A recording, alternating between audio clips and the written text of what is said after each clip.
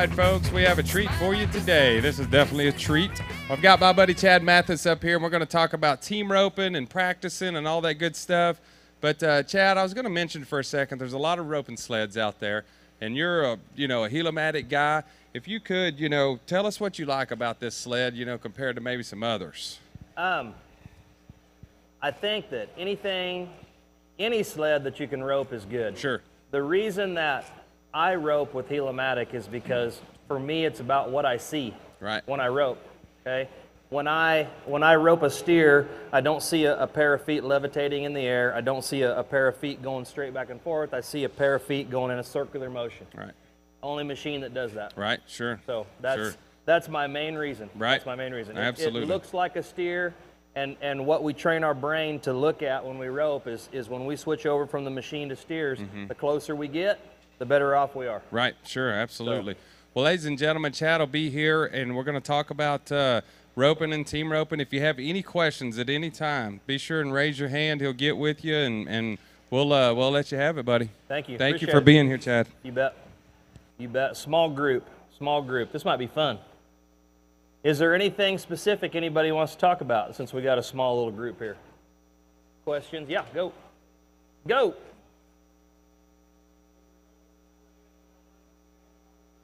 Yeah.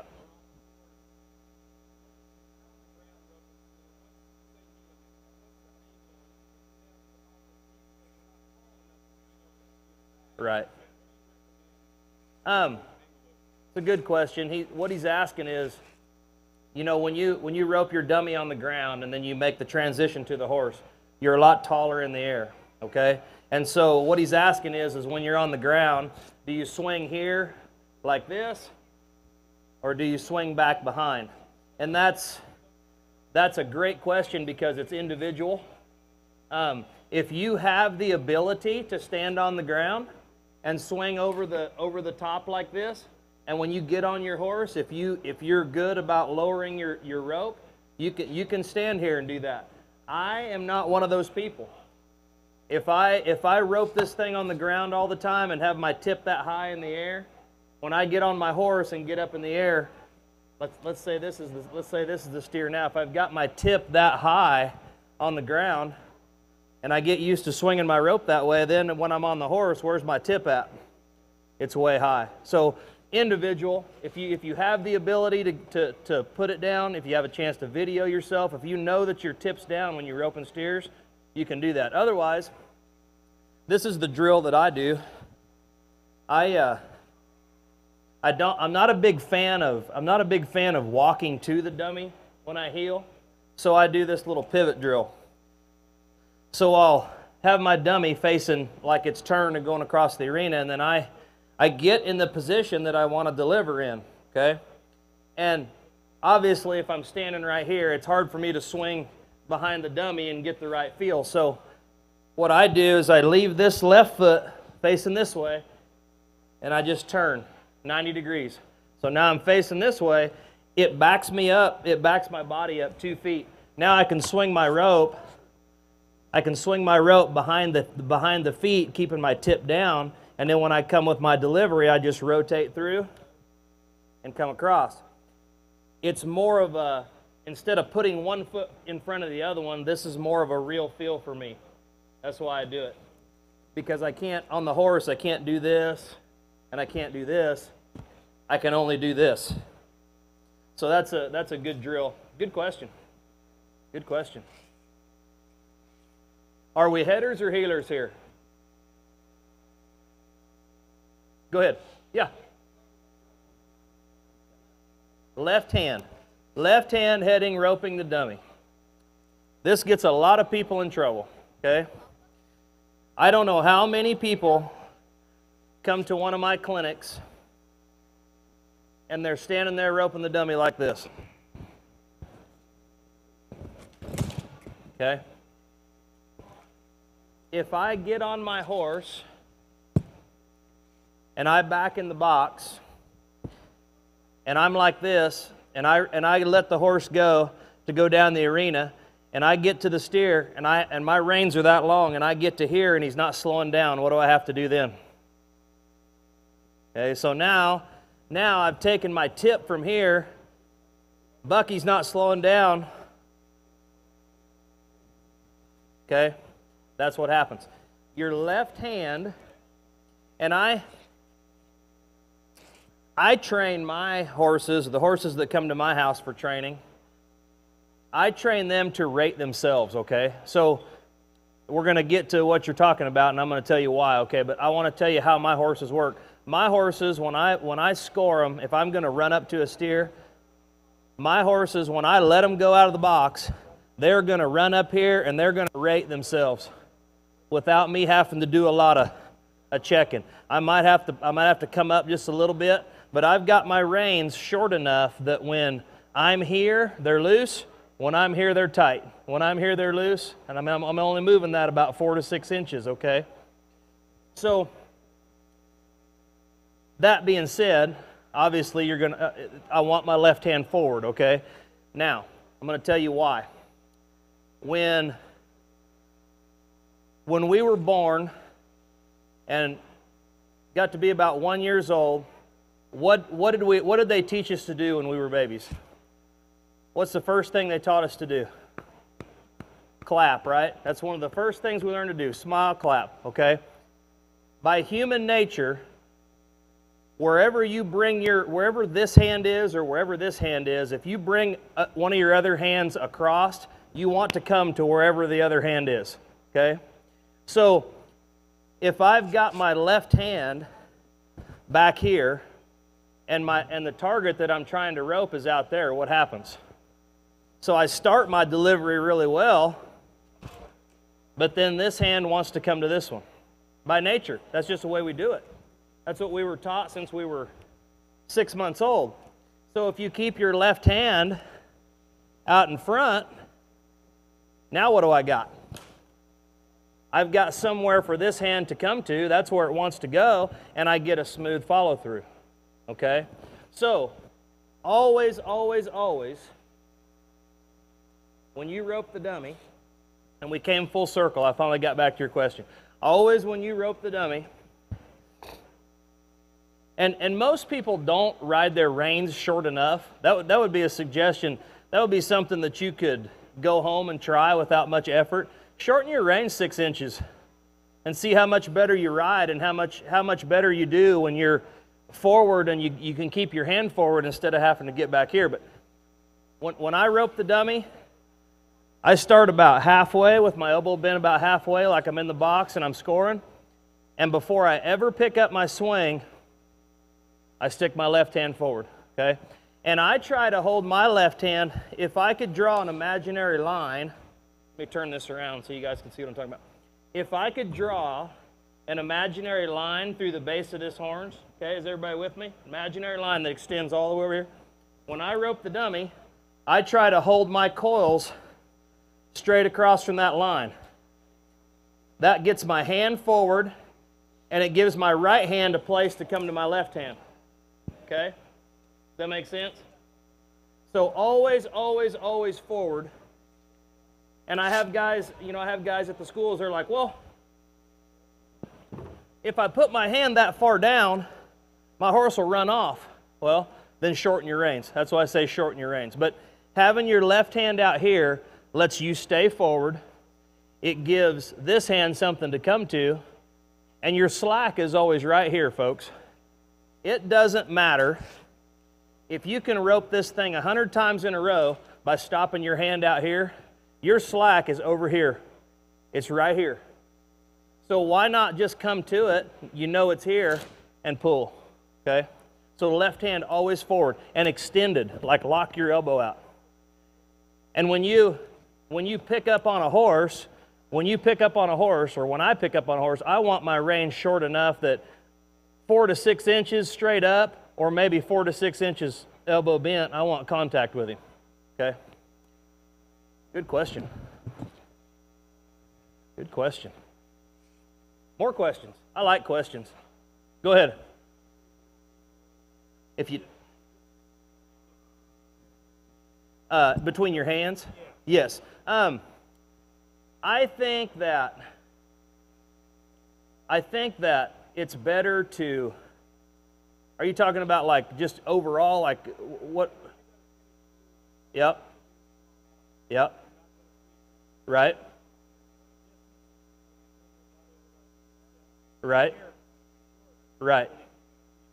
Right. Right. I just think that, and this is one of those questions that you answer by saying, I mean, I'll go into more of it, but his question is the how much between your hands, basically. When you're going to put this left hand forward, obviously you got to leave more between your hands, but it's, your arms are different lengths than mine, you're using a different size loop than mine, but you need to be able to have enough between your hands, okay? And I try to keep it where when I'm at the back of my circle, see how that pulls on itself? I don't want too much, because the rope will want to go too far forward, okay? So I try to have mine so when I'm making my circle over here, when I get opposite of the coils, I just want that to just barely pop tight, okay? Does that get it? You just want it to barely pop tight.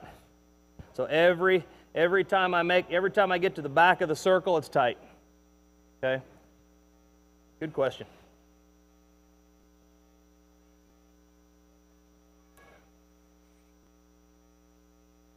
No more?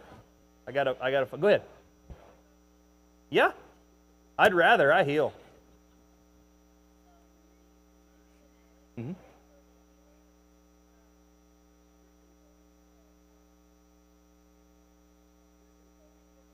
Mm-hmm.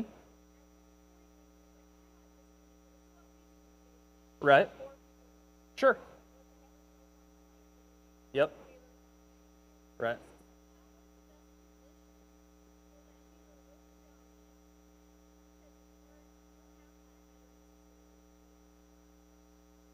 You mean it's a smoother corner, like, yeah. Mm-hmm. Well, I mean, obviously, you have to, I mean, I'm going to say this, if your headers are flipping your steers, there's one of your problems right there. They need to slow down and feather that corner, but you can, if you've driven these a lot, I can make these flip too. But basically what I practice on my machine is over-exaggeration, okay? I want to make sure that since this isn't a steer and we know it's going to go around the corner the same every time, I want to make sure that I've got control of my horse all the way through that corner, okay? I know after I've gone to 5 or 6 rodeos and the guys have reached for them, you know, maybe a little bit wild handle, my horse is anticipating a little bit. Like a lot of times I don't even turn the corner. You know, if that's what I feel, I don't turn. So trying to practice trying to make this like a live steer. I mean, there's nothing that replaces a live steer. So I guess the best answer I could come up with for your question is you use it to over exaggerate. Okay, so like if your dummy's turning real nice and slow, then get out there at a lope or a trot or whatever, and as that dummy turns nice and slow, hold that horse's shoulder up. Okay. What number are you? What USTRC number? You just beginning? Okay. So work on getting that horse's shoulder up, come around the corner, make sure that you try to stay in the same position all the way through the corner. If you feel something that you don't like right there, tweak it. But you know, it goes in a circle. That's what I keep telling people. Everybody's always in a hurry to get a shot in on the dummy. It just keeps going in a circle.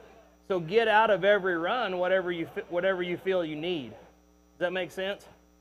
I think a lot of stuff gets lost with people trying to make their practice.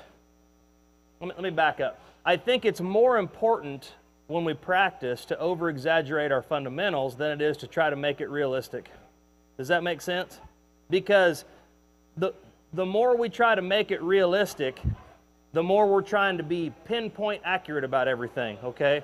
To me, success in team roping and making run after run after run at a jackpot is being able to overcome things that happen in the run. And the only way you do that is you practice your fundamentals and over-exaggerate. So that's how I use my machine. Over-exaggerate. Make sure that you're covering your areas, make sure you're in the right position, nice big open loops, and it'll transfer to steers. Whatever you practice, whether it's bad or good, will transfer to the steers. Okay?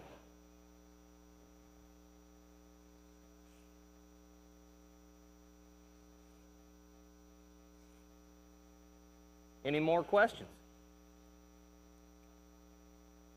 I like questions better, guys. I can talk about whatever, but if we get questions, I'm talking about what you want to. Go ahead. Mm-hmm. Mm-hmm. Mm-hmm.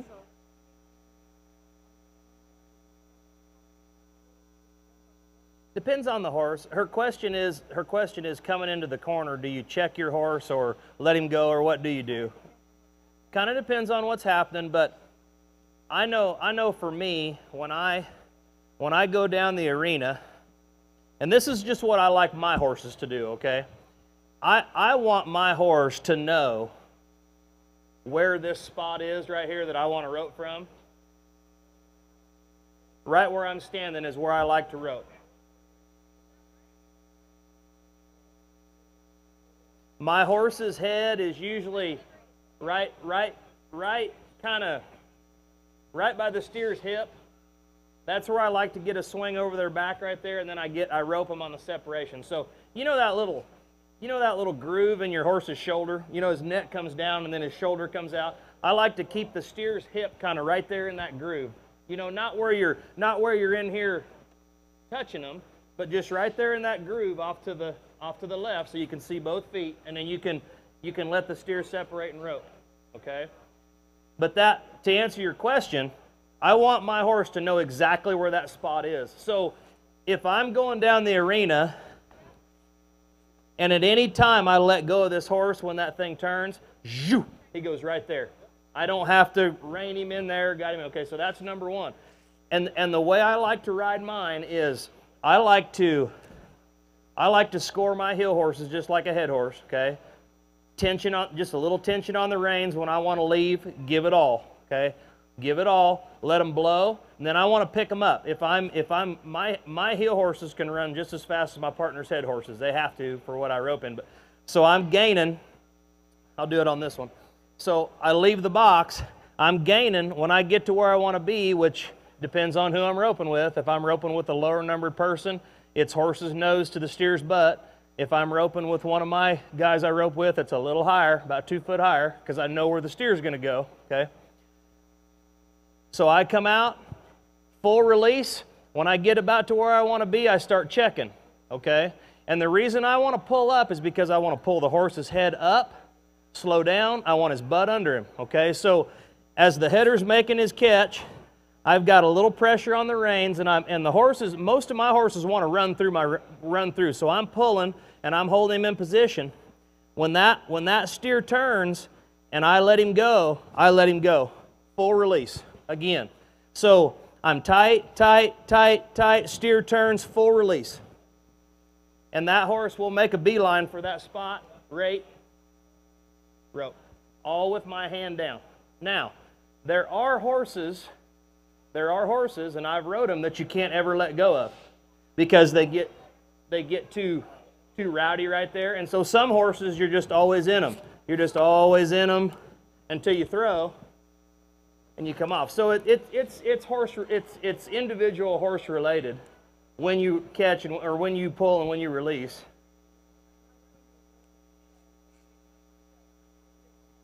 Mm-hmm. Right.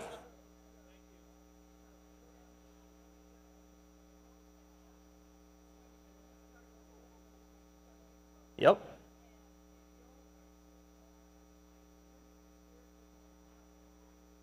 I would rather be, like I say, if I'm roping with one of my guys that I know I know how they're gonna turn the steer. I know, right? Well, they turn them fast, but I know how much they're gonna go this way or how much they're gonna go that way.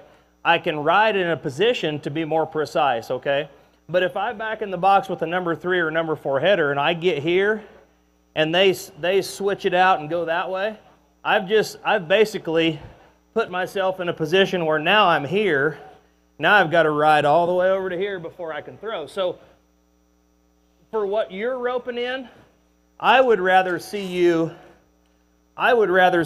here where you're almost too tight if you have to be. Like if you come around the corner and they don't take a hold of him, you're better off to be here and wait for the separation than you are to come around the corner late and be here, because now you've got to get to here anyway before you get separation, okay?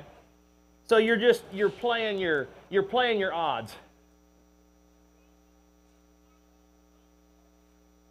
Yeah, you do.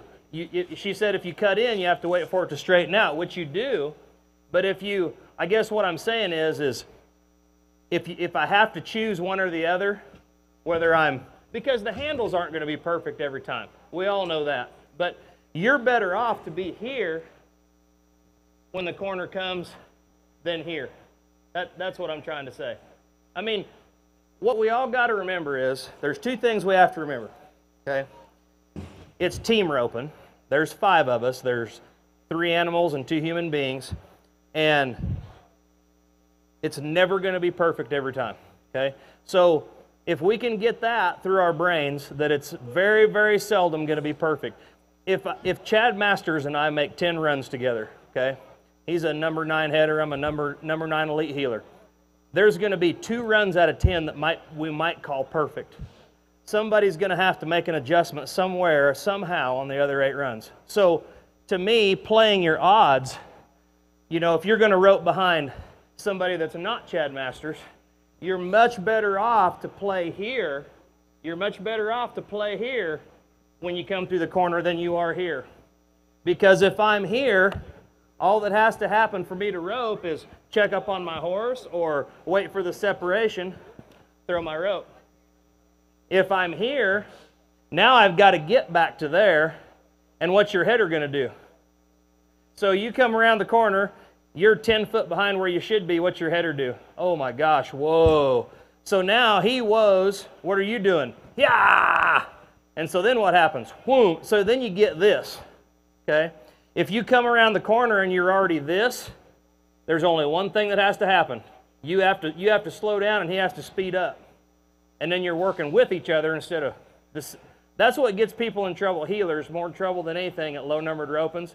Late, and then it's keep away. Oh, I'm too close, I'm too far away, too close, too far away, okay? My horse creates its own separation, okay? I think that a horse should feel your body more than he feels your reins. So like when I'm going to sit on this, I want to sit on this dummy. So like when I come out of the box,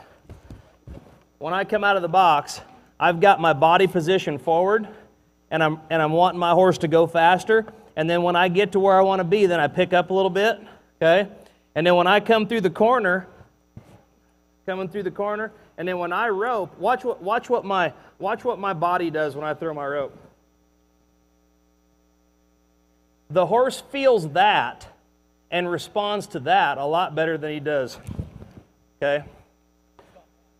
Stop right. If you can get your horse to where you can pick him up before the corner, let the corner start, drop, come down, and stop him with your body, then he'll get under himself better and give you more forward in your delivery. Because when they come around there and go like that, that kills your delivery. That's what makes people want to push. So that they come around the corner and everything's good, and then all of a sudden old Sarley stops and you get that instead of being smooth. So in the low-numbered ropings, you're just so much better off to play your odds. Play your odds. Play the game where you know you can be, it's still team roping. The more we practice with the people we rope with, the better we're going to be. But we all go to those ropings where it's a draw pot or a round robin. So help yourself. You know what I mean? Make sure that you're in there where you know you can get a throw. And for you, it might be different than me. I like to be here. This is where I like to be. You might like to be a foot back from that. But that's something you got to, that's something you got to figure out between your delivery and your horse and all that. Go ahead.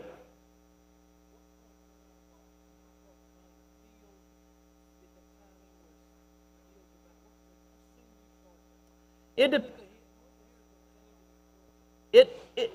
depends. His question is, where do I start when I pick up my swing and stuff coming out of the box, and heeling, right, I assume, where do you start to pick up the timing before the corner? Or where do you start to pick up and all that? It depends on where I'm at. If I'm trying to be 4 flat, I do it right out of the box. First stride out of the box, I got my swing up and going. If BFI, Cheyenne, Salinas, places like that, I'm going to pack it. I'm going to pack my rope, and then when I kind of feel them coming, I'm not looking to see them coming, but you can feel your header coming on a long score. I mean, you know when he's going to get there, and so I like to feel him coming, and then when I think he's kind of getting close, I'll start picking my rope up, and I have to crank mine. I mean, I swing my rope as fast as I can swing it all the time, because I can always back off of my delivery, but I can't speed up my delivery with much success. Okay, so I want to be where I can let off. Okay, to get my timing instead of trying to push to get my timing. This kills me right here. I don't have any success with that at all. Okay, so it just basically depends on whether it's a jackpot or a rodeo, but I'm picking everything up definitely before the corner. I'm not trying to necessarily get in time before the corner because too much stuff happens in the corner. Right, but if I'm going fast with my swing, I can let off and get that timing through the corner and deliver. If I'm going too slow and I'm behind, how many times have you done this or seen somebody do this? They come around the corner and they're in perfect position, and you can just tell they're not. You're out. You just know you're out. And so then what happens? So you speed up. But the problem with being slow, if you're slow coming through the corner, your tip is always behind your hand when you're swinging your rope. It never gets ahead. Okay? If I'm swinging my rope and I freeze frame the whole thing at 3 o'clock, my tip is going to be at 4 or 5 o'clock, because this piece that you're holding on to is what's making the rope go around your head. Without pulling on the piece that's in your hand, the tip won't go anywhere. So it's always behind. Are you with me? Okay. So if my tip is always behind and I'm swinging slow, okay, if I come through the corner swinging slow, my tip's already behind. What happens when I speed up the swing more? It's further behind. When you're swinging your rope slow and you speed it up, it takes 3 swings for your tip to catch back up to where it was. So that's a big thing that people run into. They come through the corner and they're slow, and then, oh man, I'm out.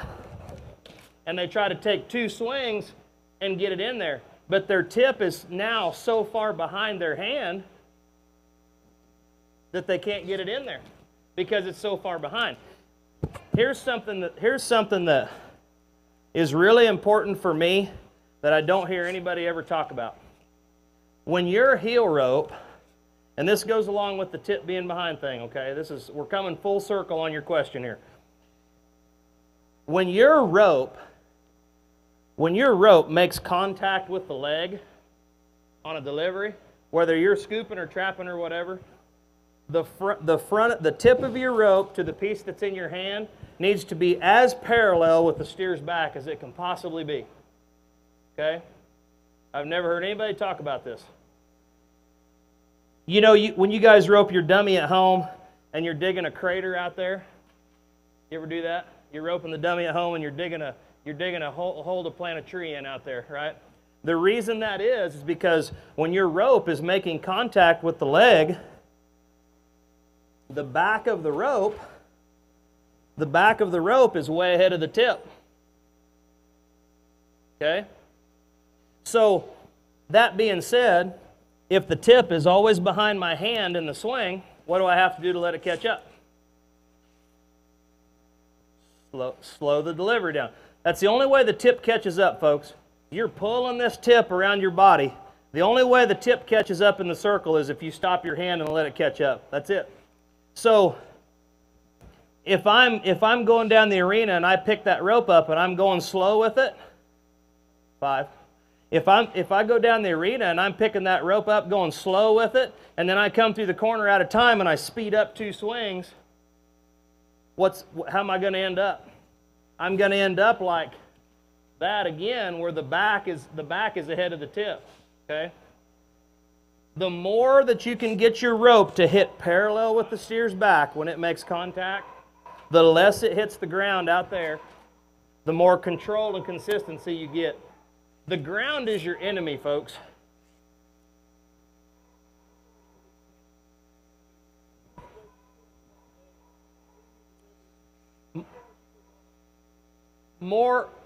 I put more weight on the inside of my leg. Yeah, I use my stirrups to keep balance, okay? But like when I come through and I rotate through for my delivery, I still push off this stirrup. Like when I come to the corner, I push this way to hold myself straight, because the corner is wanting to take you this way. The corner is wanting to make you go like this. So I push and put pressure right here on my groin right here. And then when I deliver, when I come through the corner, I'm pushing here. When I come around, I don't really bend much, but my weight shifts from pushing on this stirrup. Now I'm putting a lot of pressure right here on this side of the saddle. Okay? So my body went like this basically, and I rolled in the saddle just a little bit. Not very much. I don't want to roll too much, but you know, I'm over-exaggerating here. I mean, I'm here, pushing through the corner, and then I roll just a little bit.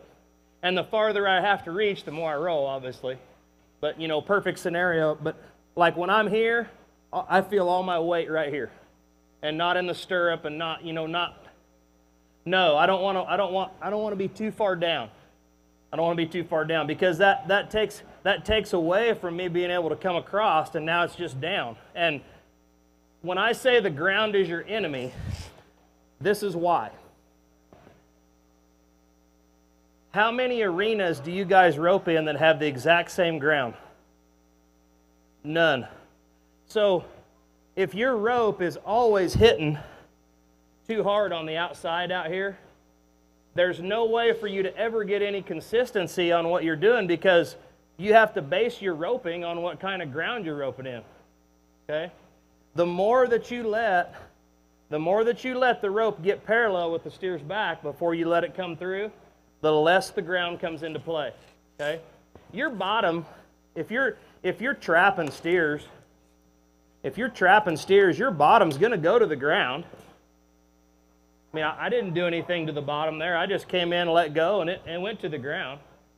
But people try to use the ground too much. The ground, to me, the ground is the most inconsistent thing that we deal with in heeling. If we were roping on the carpet all the time, it'd be a different story. But if you're in an arena, this square is different than this square, is different than that square, is different than that square. And so the more we take the ground out of the equation, the more consistent we get. Okay? Go ahead. Last one.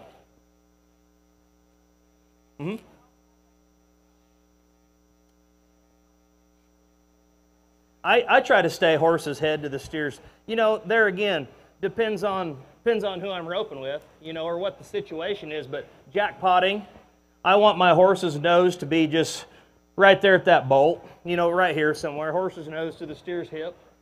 Now, if I'm rodeoing or roping with a guy that I rope with a lot, I might move that up to middle of the rib somewhere. But I don't ever want to get like horse's nose up by their horn or anything. I mean, just depends. At a jackpot, I try to come when my header comes. And for the simple fact that the longer I sit there, the better the head horse will score. Okay? If I'm leaving, that head horse wants to go. If I'm sitting there, the head horse is thinking we're scoring or not near as anxious to go. Okay, now at a rodeo, I got to get out there and make sure the steer doesn't come in front of me, so I've got to ease out of there. But like at a rodeo, I'm more like I might start at a trot before I ever get to a lope and just kind of gauge how fast everything's leaving. So it depends. But jackpot, I would try to leave, maybe ask your header what he's going to see. You know, I do that a lot, like at the U.S. Opens. Well, what are you going to see? Well, I'm going to see shoulder around. Okay, well, I might see horn around. You know, cheat at 6 inches, but that way I'm not leaving way before the head horse. Because if I leave way before the head horse, that head horse is over there going, oh, I got to go. But if I'm sitting there, that head horse will just be better, okay? Right. No. Right. Right.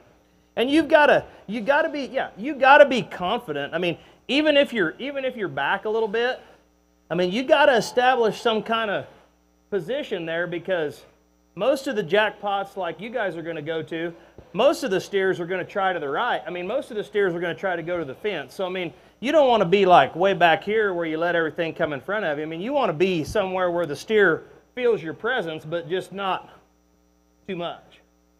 Hazing, I'll tell you this is the last thing I'm going to say. For me, rodeoing and roping at the level that I have to rope at, hazing is one of the hardest things for me. Because if you're too soon or too late or whatever, you can ruin the whole thing right now as fast as it has to happen. So hazing is a lot bigger deal than a lot of heelers think it is. And the higher numbered you get, the bigger deal it gets to be. So I appreciate it, guys. We got to be done. Ladies and gentlemen, Mr. Chad Mathis. Chad, thank you very much, man. We appreciate you coming.